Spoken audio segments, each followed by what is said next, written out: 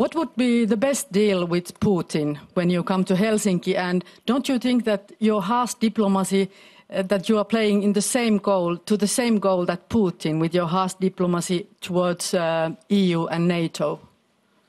Well, I can't tell you what would be the ultimate. What would be the ultimate? Well, let's see. No more nuclear weapons anywhere in the world would be the ultimate, okay? No more wars, no more problems, no more conflict. Let's find a cure to every disease known to mankind or womankind. That would be my ultimate, okay? And we'll start from there. Okay. Yeah, go ahead. Me. There's Mahjoub Naurouzi from Afghan service in BBC World Service. So I would like to ask you, Mr. President, that Afghan president is going to be here. He's here right now.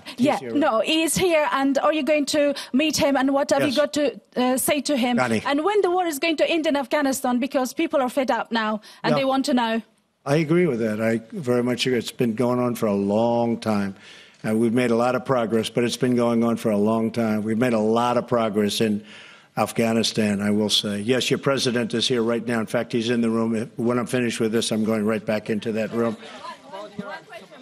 Please, Georgian Public Broadcaster, Mr. President, can you tell us what do you think about future membership of Georgia in NATO, please? Well, at a certain point, they'll have a chance. Not right now. They just left the room.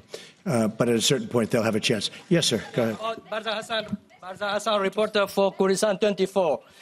Are you going to continue to support the Kurdish forces, Peshmerga, in Iraq?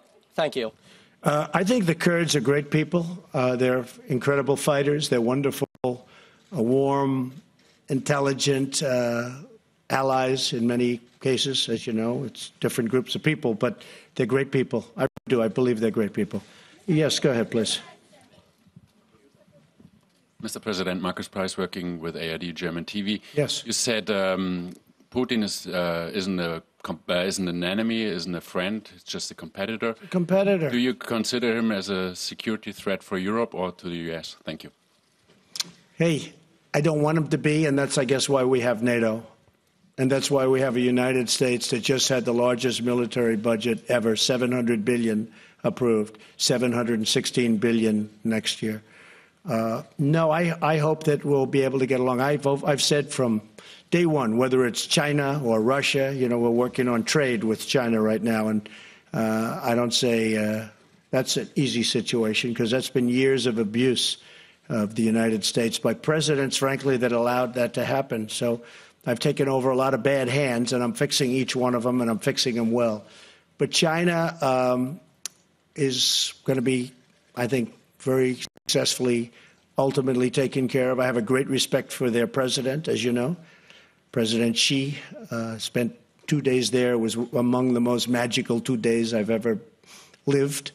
And I think we're going to end up doing something very good with China. Right now, we're in a pretty nasty trade battle, but I think ultimately that'll work out. I really think we have a big advantage. You know, we picked up $8 trillion in value and worth since I became president. And we're close to 2 times the size of China. A lot of people don't know that. And, you know, we're going to negotiate a fair deal if that's possible. Okay. And Russia, I think getting along with Russia also would be a very good thing. Yes, go ahead. Jamal Musawi from BBC Persian TV. We have seen escalation of tension between you and the Iranians. What is your exit plan, Mr. President? I would say there might be an escalation between us and the Iranians. I agree with They are threatening... By the way, they're treating us with much more respect right now than they did in the past. And I know they're having a lot of problems and their economy is collapsing. But I will tell you this, at a certain point, they're going to call me and they're going to say, let's make a deal. And we'll make a deal. But they're feeling a lot of pain right now. Yes, go ahead. Go ahead. Go ahead. Go ahead. Mr. President, do you expect the rise of the Russian influence in Macedonia following the starting of negotiation process like we've seen in Montenegro with alleged coup? And what will NATO and the United States do to counter that Russian influence in the Western Balkans? We never talk about our future plans. Yes, go ahead, ma'am. Go ahead. Go ahead.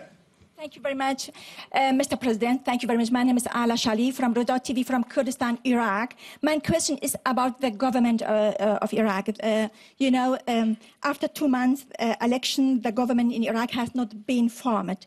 What's the role from USA? And you want to talk about Syria with President Putin. Can I have any information about Kurds in Syria? Thank you very much. So I hope we get along well with Iraq. We've certainly spent a great fortune in Iraq and many, many lives, thousands and hundreds of thousands of lives, if you think on both sides, which I always think about both sides, not just our side. And they had an election, and I hope we're going to be able to get along, and we'll see how that goes. We've already been talking to the people that won the election. I was not in favor of that war. I was very much against that war. I never thought it was a good thing, but that's another deck of cards that I inherited, and we'll do the best we can with it. I think the election was pretty conclusive, and again, we've spoken to them. We'll see what happens. Yes, sir, go ahead. Go ahead. To the next event, we have time for one more question. Good. I'm Asia Atrous from Asabah newspaper in Tunisia. I come from a very far country, a small country in northern Africa, Tunisia. My question, Mr. President, we really admire what you are doing in North Africa, and we really wish and hope that something again will be done in the Middle East to avoid people more wars and more blood and more killings in the Middle East with a just peace process that gives everyone its We're looking for peace, and Africa, as you know, is it's on our very strong list. But we're looking for peace. We want peace all over. We want to solve problems. We're looking for peace. Africa right now has got problems like few people would even understand. They have things going on there that nobody could believe in this room. If you saw some of the things that I see through intelligence, what's going on in Africa, it is so sad. It's so vicious and violent, and we want peace. We want peace for Africa. We want peace all over the world. That's my #1 goal, peace all over the world. And we're building up a tremendous military because I really believe through strength you get peace. But we're going to have a military like we've never had before. We've given out orders for, the best fighter jets in the world, the best ships, the best everything. But hopefully we'll never have to use them. That would be a dream. To buy the best stuff, to have the best stuff, to have the best equipment in the world, and to never have to use it would be a really great part of my dream. Hey there, thanks for checking out CNBC on YouTube. Be sure to subscribe to stay up to date on all of the day's biggest stories. You can also click on any of the videos around me to watch the latest from CNBC. Thanks for watching.